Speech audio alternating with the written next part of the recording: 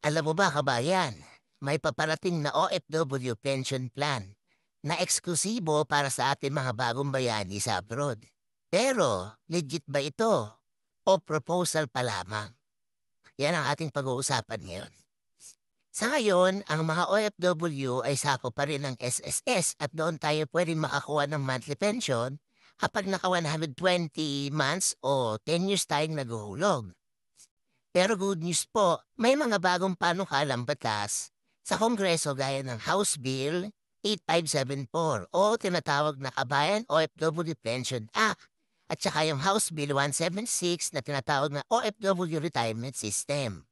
Layunin ng mga batas na ito na magkaroon ng hiwalay na pensyon para sa mga OFW kung saan may ambag din tayo at ang gobyerno nahulog para mismo sa OFW.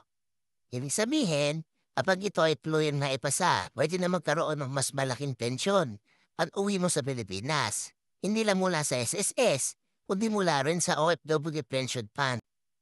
Pero tandaan kabayan, proposal pa lamang ito sa ngayon, wala pa ang kasiguraduhan. Kaya siguraduhin mo aktibo ka sa SSS contribution mo at update sa mga benefits.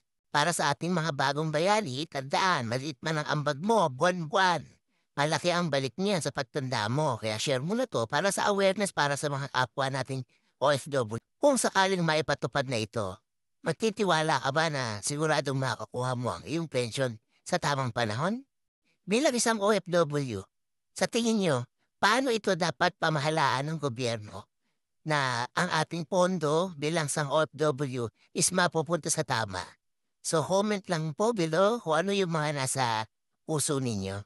Ito po ang inyong lingkod, si Kabusog, update para sa OFW.